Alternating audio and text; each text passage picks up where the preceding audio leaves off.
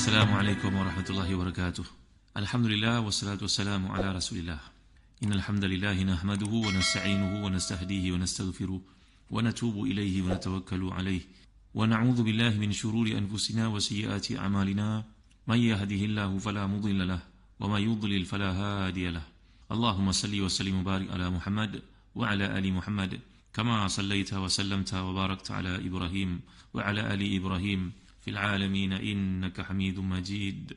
Amma ba'd. Para pendengar yang dirahmati dan dikasihi sekalian, sampailah kita ke penghujung surah As-Saff, iaitu sebelum itu kita lihat ayat-ayat yang akhir, iaitu firman Allah SWT dalam ayat ke-13 dan seterusnya 14. Tuan-tuan boleh rujuk pada jilid yang ke-9 muka surat 555 ke atas. A'udzubillahi minasyaitanirrajim. Wa ukhra tuhibbunaha nasrun minallahi wa fathun qarib wa basyiril mu'minin. Ya ayyuhalladzina amanu kunu ansarallahi kama qala Isa ibn Maryam lil hawariyyin man ansari ila Allah. Qala al-hawariyun nahnu ansarullah. Fa'amanat ta'ifatu min bani Israil wa kafarat ta'ifah. Fa'ayyadna alladhina amanu ala aduwihim fa'asbahu zahirin. Sadaqallahul azim. Wahai orang-orang yang beriman, dan ada lagi kurnia lain yang kamu sukai, iaitu pertolongan daripada Allah dan kemenangan yang dekat. Dan sampaikanlah berita gembira kepada orang-orang yang beriman. Wahai orang-orang yang beriman, jadilah kamu penolong-penolong agama Allah sebagaimana Isa putra Maryam telah berkata kepada pengikut-pengikutnya yang setia. Siapakah yang akan menjadi penolong-penolongku untuk menegakkan agama Allah? Pengikut-pengikut yang setia itu berkata, kamilah penolong-penolong agama Allah. Lalu segolongan dari Bani Israel beriman dan segolongan yang lain kafir. Maka kami berikan kekuatan kepada orang beriman terhadap musuh-musuh mereka, lalu mereka menjadi orang-orang yang menang. Jadi Allah menjelaskan kat sini kurnia yang disukai, yang kamu tunggu-tunggu, iaitu satu tambahan lagi berupa kemenangan daripada Allah yang dekat, iaitu kemenangan yang dianugerahkan Allah kepada kaum muslimin di medan badar dan sebagainya. Dan saya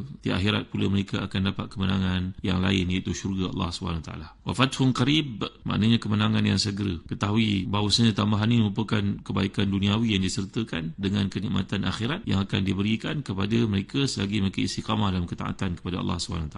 Kemudian Allah menyatakan wa basyiril mu'minin, berilah berita gembira kepada orang yang beriman. Kalau kita lihat dalam ayat-ayat yang terakhir ni, bila Allah menceritakan tentang tempat tinggal sebagai contohnya. Jadi selepas ayat yang lalu menceritakan tentang jalan keselamatan yang mesti ditempuh oleh orang beriman, iaitu kaitannya dengan surah Ali Imran ayat 175. A'udzubillahi minasyaitanirrajim. Faman zuhziha 'anil nari wa udkhilal jannata faqad faz. Siapa yang disingkirkan, diselamatkan dari neraka walaupun sedikit, ni zuhziha. Maknanya sikit sangat amal saleh yang dilakukan melayakkan dia untuk masuk syurga. Sedikit sangat kelebihan kebaikan itu banding dengan kejahatannya, maka dia akan masuk syurga. Itu nama beruntung yang amat sangat. Itu sebab dalam perniagaan yang disebut daripada awal lagi, Allah menyebut hal adullukum ala tijaratin tunjikum min azabin alim. Jadi maknanya sifir berfikir orang beriman ni very simple. Mereka melihat keberuntungan akhirat sebagai keutamaan. Maka di situ bukan berlaku penindasan hak seperti orang berniaga di dunia sebagai contohnya, nak untung maka dia menipu. Dia tidak menjelaskan hakikat yang sebenar. Dia nak jual kereta itu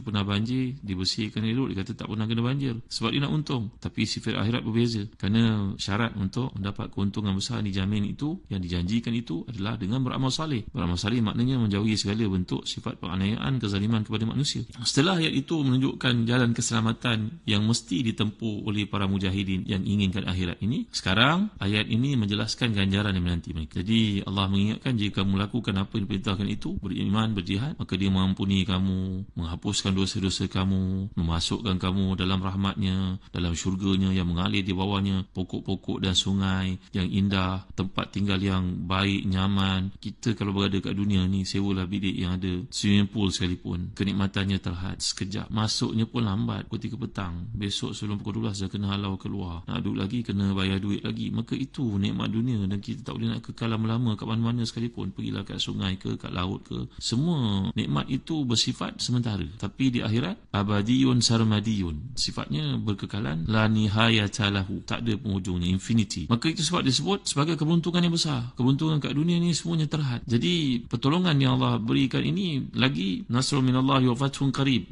Ini bantuan daripada Allah. Selain daripada nikmat syurga tu, Allah beri bantuan lagi bahawa kejayaan demi kejayaan yang dititipkan kepada mereka berkat kesungguhan mereka dalam jihad dan juga mujahadah. Jadi penyebutan tempat-tempat tinggal dalam ayat ini merupakan salah satu bentuk dorongan untuk berjihad, kerana siapa yang berjihad, apalagi dalam peperangan bentuk fizikal, kita kena tinggalkan rumah kita, kena tinggalkan negara kita, kena tinggalkan keseronokan makan minum. Bayangkanlah ada orang buat rumah mungkin harganya juta-juta, mungkin tempat tidurnya harga berpuluh ribu, beratus ribu pun ada, tapi semua itu akan ditinggalkan. Bila Allah menyebut tentang tempat tinggal ni, rahsia di sebaliknya bagi memotivasikan kaum ini yang pergi berjihad ini, lupakanlah, kerana di akhirat itu jauh lebih baik. Sampai dikatakan sapu tangan milik Sa'ad bin Mu'az yang terkorban dalam perang Khandaq, sapu tangan Sa'ad bin Mu'az itu pun melebihi daripada dunia seisi kandungnya. Bayangkan kalau sapu tangan yang digunakan untuk membersihkan hingus kalau kat dunia, atau membersihkan kotoran, itu pun dah lebih hebat daripada dunia seisi kandungnya. Bayangkanlah istana ataupun mahligai yang diperuntukkan untuk si mukmin, si mujahid di akhirat. Jadi fathun ini kalau kita lihat, dia adalah lawan bagi perkataan tertutup, kufrun yang kita pelajari sebelum ni. Jadi mengapa Allah menggunakan perkataan fathun kat sini? Al-Fatihah, pembukaan. Kalau fathun maknanya lawan kepada tertutup. Jadi kalau kita fahami makna ini, kemudian berkembang menjadi kemenangan. Apa kemenangan? Disebut sebagai fathun qarib.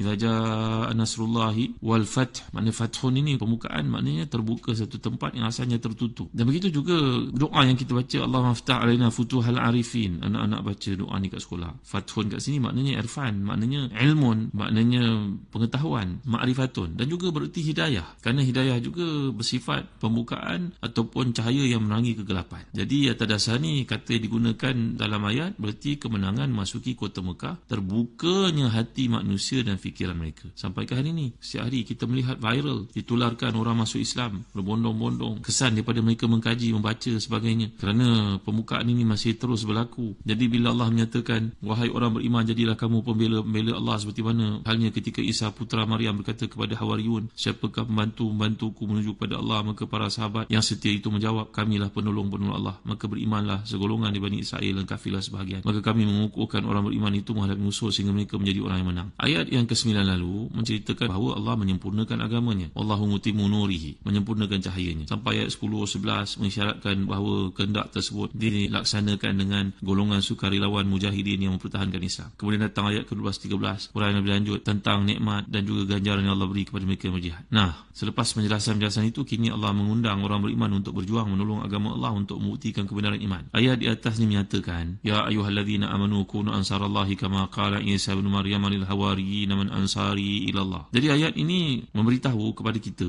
kepada orang beriman, kisah yang dibawakan ni kisah berkaitan dengan Nabi Isa dengan pembantu-pembantunya. Wallahu alam, kalau kita lihat dalam kitab kita tafsir, contohnya tafsir Jamalain oleh Imam Mula Al-Qari, mengatakan bahawa perkataan hawariyun tu merujuk perkataan hur, iaitu pengikut-pengikut Nabi Isa ini mereka bekerja independen, mungkin bekerja sebagai penjahit pakaian ke, tukang pakaian ke, mungkin itu salah satu maksud yang terkandung dalam ayat hawariyin ini, iaitu bila Nabi Isa bertanya kepada mereka, siapakah yang ingin menjadi pembantu-pembantuku? Man ansari ilallah? Qala hawariyun nahnu ansarullah. Kat sini kita dapat lihat ada dua bentuk idhafah. Idhafah yang pertama man ansari, yang kedua jawapan hawariyun nahnu ansarullah. Faham kan? Maknanya Nabi Isa bertanya kepada pengikut-pengikutnya, siapa nak jadi pembantu-pembantu aku? Maka pengikut-pengikutnya berkata, kamilah pembantu-pembantu agama Allah Subhanahu Wa Taala. Maka kata Imam Fakhruddin Razi dalam tafsirnya, kalau kita perhatikan, iaitu idhafah yang pertama dia merujuk kepada, idhafah ni berarti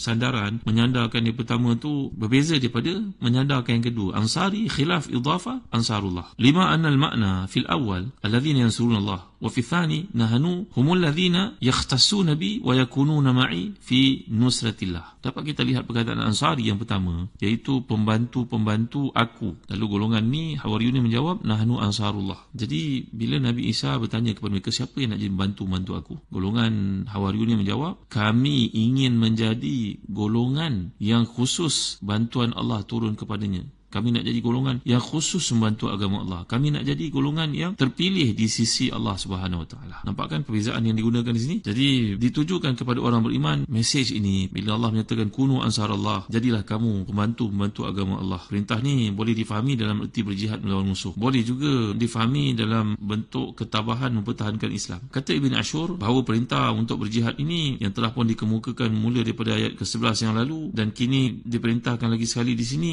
ada perbezaannya, iaitu ketabahan menghadapi gangguan dan keteguhan melaksanakan tuntutan agama dalam keadaan ia terganggu, sejalan ataupun selari dengan apa yang dialami oleh pengikut-pengikut Nabi Isa. Nabi Isa AS, demikian juga Al-Hawariyun, mereka itu tidaklah berjihad, tetapi mereka tabah dan sabar sampai akhirnya mereka mendapat kemenangan, kebebasan beragama dan tersebarnya agamanya sehingga Allah mengutuskan Nabi Muhammad SAW bahawa Islam yang berfungsi menggantikan ajaran Isa AS. Demikianlah pandangan Tahir Ibn Ashur. Jadi berarti ada dua keadaan. Yang pertama berjihad berarti mempertahankan Islam, yang kedua berjihad mempertahankan diri dan juga bersabar di atas apa yang berlaku sehingga Allah SWT mengutuskan Nabi Muhammad SAW untuk menggantikan syariat Nabi Isa itu. Jadi kataan Ansar Allah ini berarti pembela-pembela Rasulullah SAW. Di kalangan para sahabat mereka juga merupakan Hawariyun. Cuma para sahabat tidaklah mengatakan nahnu Ansarullah. Kata Imam Fakhruddin Razi, para sahabat Nabi SAW ni mereka tidak mengatakan nahnu Ansarullah. Para sahabat Nabi Muhammad SAW tentulah lebih hebat daripada pengikut-pengikut Nabi yang terdahulu. Demikian dinyatakan oleh Allah SWT dalam Al-Quran, kuntum khaira ummatin ukhrijat linnas. Tapi mengapa para sahabat Nabi ini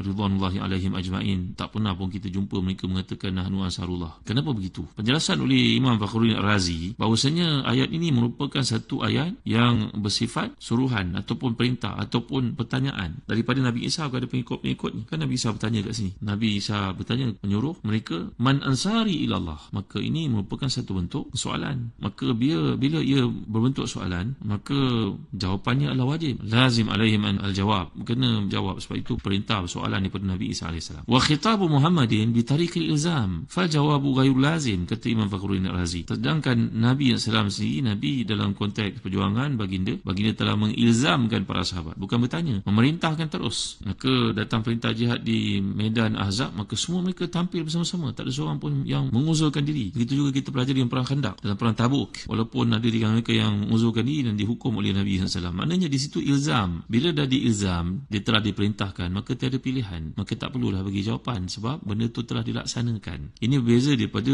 pendekatan Nabi Isa, iaitu baginda AS bertanya, man ansari ilallah, maka jawapan menjadi lazim. Sedangkan khitab Muhammad SAW, Nabi kita kepada para sahabat, itu bitarikil ilzam. Berbeza daripada teknik ataupun strategi Nabi Isa. Nabi Muhammad telah memerintahkan tanpa memberi pilihan kepada mereka, kerana demikianlah ketaatan para sahabat Rasulullah SAW. Maka tidak bolehlah untuk kita mengatakan bahawa para sahabat tak pernah mengatakan nahnu ansarullah macam pengikut-pengikut Nabi Isa, justru untuk menunjukkan kehebatan yang ada pada pengikut Nabi Isa. Bukan begitu. Sebenarnya umat Nabi Muhammad SAW, para sahabat ridwanullahi alaihim ajma'in, bukan setakat mengatakan, mereka telah berbuat. Jadi Hawariyun ini kalau kita lihat dijamak dari perkataan Hawari. Ada setengah daripada para ulama mengatakan bahawa ini bukan perkataan Arab, tapi ini merupakan perkataan Habasyah, Ethiopia, yang bermakna Hawariyah, iaitu berarti sahabat yang sangat tulus. Ini ada kaitanlah di antara bahasa Arab dengan bahasa Suryania sebagai contohnya. Bahasa-bahasa yang berkembang pada masa itu mungkin ada persamaan di root wordnya, jazrul kalimah.